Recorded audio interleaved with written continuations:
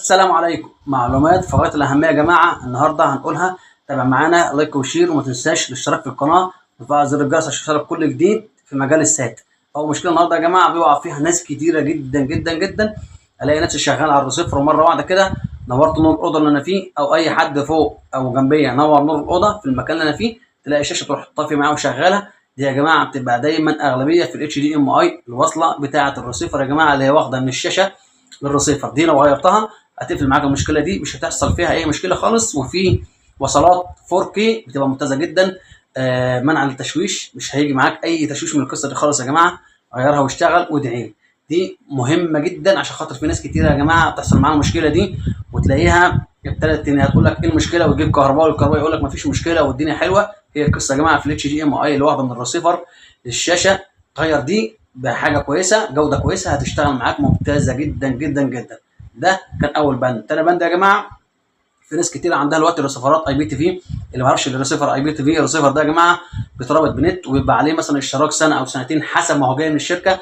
ده يا جماعه دلوقتي في ريسيفرات كتيره جدا في السوق، التحديثات بتاعتها بتعمل مشاكل جامده جدا. تلاقي نفسك الريسيفر طلب منك تحديث اونلاين، حدث لوحديه تلاقي الايقونات بتاعه الانترنت كلها طارت من عندك، تيجي تشغل اي بي او حاجه ما يشتغلش معاك، لازم تجيبه لنا عشان نعمل لك تحديث من جديد او نرجعه الاصدار اللي قبل ده بيشتغل. فارجوك ما تحدثش خالص دلوقتي، ولو طلب منك تحديث افصله خالص من على النت ما تشغلهوش. ده كان تاني بند، وده كان يعني لازم اقوله عشان خاطر الاسبوع ده جالي اكتر من 5 ريسيفرات فيهم مشاكل دي يا جماعه. بتحصل كتير بتحصل كتير، وبقول لك اهو المعلومه الثالثه ودي الاهم يا جماعه. وهنقفل بقى النهارده وهنكمل ان شاء الله الرحمن في السلسله يعني الايام اللي جايه معانا. تابع معانا اهم حاجه عشان تعرف كل التفاصيل وكل جديد نازل معانا.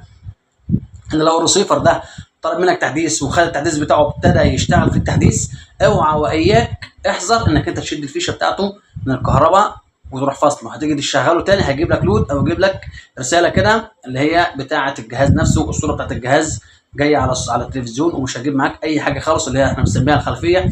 اسم الجهاز بيبقى موجود قدامك لكن مش هيشتغل معاك خالص. يا اما يجيب لمبه حمراء، يا اما يجيب كلمه لود ويفتح ويقفل عليها عشان انت ما كملتلوش التحديث بتاعه وشلت الكهرباء منه وهو شغال. طب طلب منك تحديث سيبه ويكمل خلاص مفيش مشكله، ونرجعه هيبقى سهل علينا بدل ما يجيب لمبه حمراء وتعبنا.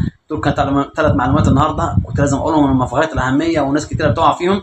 تابع معانا ان شاء الله الرحمن الايام الجايه باذن الله تعالى، هقول لك كده سلسله من المشاكل اللي بتحصل. ما تنساش معانا لايك وشير وصلنا على النبي.